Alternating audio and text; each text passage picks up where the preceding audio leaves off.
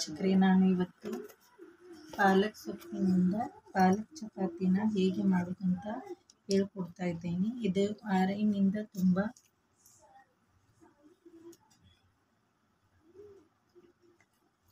ಚಪಾತಿಯಿಂದ ಈ ರೀತಿ ಮಕ್ಕಳಿಗೆ ಕೊಡೋದ್ರಿಂದ ಐರನ್ ಕೂಡ ನೀವು ಚಪಾತಿಯಿಂದ ಈ ರೀತಿಯಾಗಿ ಕೊಡ್ಬೋದು.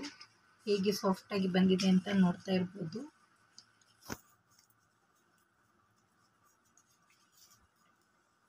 ನೀವು ಕೂಡ ಈ ರೀತಿಯಲ್ಲಿ ಮನೆಯಲ್ಲಿ ಮಾಡಿಕೊಂಡು ಇದು ಬೆಂಡೆಕಾಯಿ ಪಲ್ಯ ಜೊತೆಗೆ ತುಂಬ ಸಖತ್ತಾಗಿ ರುಚಿಯಾಗಿ ಟೇಸ್ಟಿಯಾಗಿರುತ್ತದೆ. ಹಾಗಾದರೆ ಮಾಡೋಣ ಬನ್ನಿ. ಒಂದು ಪಾತ್ರೆಗೆ 1 ಗ್ಲಾಸಷ್ಟು ನೀರನ್ನು ಹಾಕಿಕೊಳ್ಳಬೇಕು. 1 ಕಟ್ಟು ಪಾಲಕನ್ನು ಚೆನ್ನಾಗಿ ತೊಳೆದ್ಬಿಟ್ಟು 2-3 ಸರಿ ತೊಳೆದ್ಬಿಟ್ಟು ಈ ಸರಿ ಕಟ್ ಮಾಡ್ಕೊಂಡು ಬಾಯ್ಲ್ ಬರ್ತಿರುವ ನೀರಿಗೆ ಕುದಿತಿರೋ ನೀರಿಗೆ ಹಾಕಿಕೊಳ್ಳೋಣ. ಇದು 1-2 ನಿಮಿಷ ಚೆನ್ನಾಗಿ ಕುದಿಬೇಕು.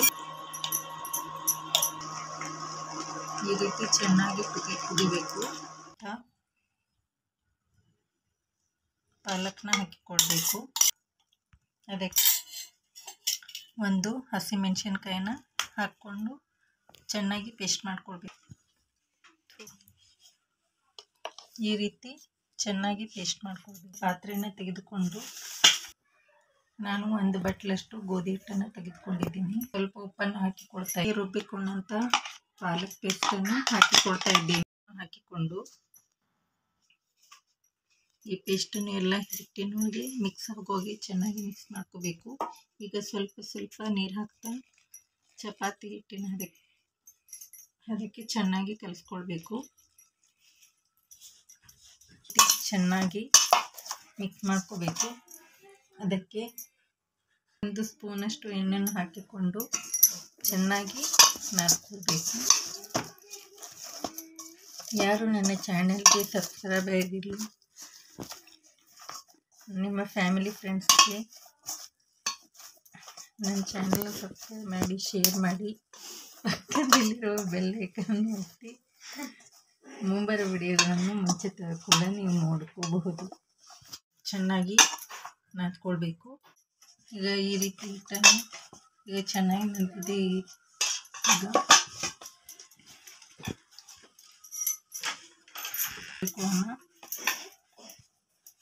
ಸೈಜ್ ಬೇಕು ಆ ಸೈಜಲ್ಲಿ ಒಳ್ಳೆಗಳನ್ನು ಮಾಡ್ಕೋಬೋದು. ನಾನು ಒಂದು ಮೀಡಿಯಮ್ ಸೈಜಲ್ಲಿ ಒಳ್ಳೆಯನ್ನು ಮಾಡ್ಕೊತಾ ಇದ್ದೀನಿ.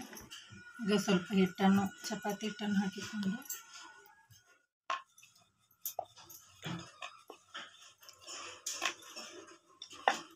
ಈಗ ಎಣ್ಣೆಯನ್ನು ಹಚ್ಕೊಳ್ಬೇಕು.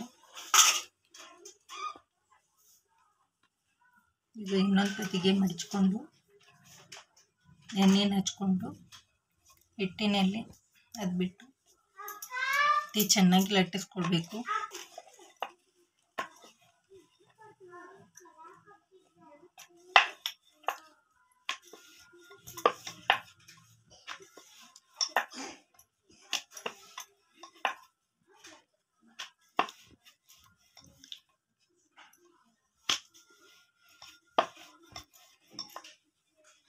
ಇದೇ ರೀತಿಯಾಗಿ ಚೆನ್ನಾಗಿ ಚಪಾತಿಯನ್ನು ಲಟ್ಟಿಸ್ಕೊಂಡು ಪ್ಯಾನ್ಗೆ ಸ್ವಲ್ಪ ಎಣ್ಣೆಯನ್ನು ಹಾಕಿಕೊಂಡು ಲಟ್ಟಿಸಿದಂಥ ಚಪಾತಿನ ಪ್ಯಾನ್ಗೆ ಹಾಕಿಕೊಳ್ಬೇಕು.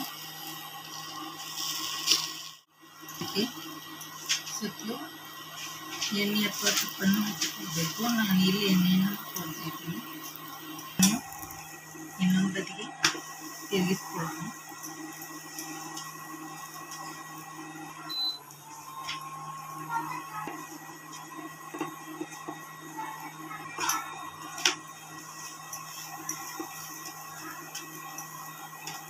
ನೀವು ಕೂಡ ಈ ರೀತಿಯಾಗಿ ಪಾಲಕ್ ಸೊಪ್ಪಿನಿಂದ ಮಕ್ಕಳಿಗೆ ಈ ರೀತಿಯಾಗಿ ಮಾಡಿಕೊಟ್ರೆ ಚಪಾತಿನ ಮಕ್ಕಳಿಗೆ ಐರನ್ ಚೆನ್ನಾಗಿ ದೊರೆಯುತ್ತದೆ.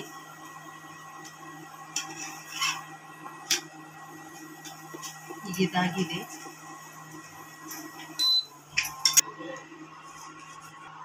ನೋಡಿ ವೀಕ್ಷಕರೇ, ರುಚಿಕರವಾದ ಪಾಲಕ್ ಸೊಪ್ಪಿನ ಚಪಾತಿ ರೆಡಿಯಾಗಿದೆ. ನೀವು ಕೂಡ ಮಕ್ಕಳಿಗೆ ಮತ್ತು ದೊಡ್ಡವರಿಗೆ ಐರನ್ ಕೊರತೆ ಇದ್ದಲ್ಲಿ ಈ ರೀತಿಯಾಗಿ ಚಪಾತಿ ಮಾಡಿಕೊಟ್ಟರೆ ತುಂಬ ಚೆನ್ನಾಗಿರುತ್ತೆ. ಆರೋಗ್ಯ ಕೂಡ ಆರೋಗ್ಯ ರೀತಿಯಿಂದ ಇದು ತುಂಬ ಒಳ್ಳೆಯದು. ನೋಡಿ ಕೊಡಿ ವೀಕ್ಷಕರೇ, ಎಷ್ಟು ಸಾಫ್ಟಾಗಿ ಬಂದಿದೆ ಅಂತ. ನೀವು ಕೂಡ ಈ ರೀತಿ ಮಾಡಿಕೊಂಡು ಮಕ್ಕಳಿಗೆ ಟಿಫಿನ್ಗೆ ಈ ರೀತಿಯಾಗಿ ಮಾಡಿಕೊಟ್ರೆ ತುಂಬ ಚೆನ್ನಾಗಿರುತ್ತೆ. ಈ ರೆಸಿಪಿ ನಿಮಗೆ ಇಷ್ಟವಾಗಿದ್ದಲ್ಲಿ ನನ್ನ ಚಾನೆಲ್ಗೆ ಲೈಕ್ ಮಾಡಿ, ಶೇರ್ ಮಾಡಿ, ಕಮೆಂಟ್ ಮಾಡಿ, ನನ್ನ ಚಾನೆಲ್ಗೆ ಸಬ್ಸ್ಕ್ರೈಬ್ ಆಗಿ. Thanks for watching.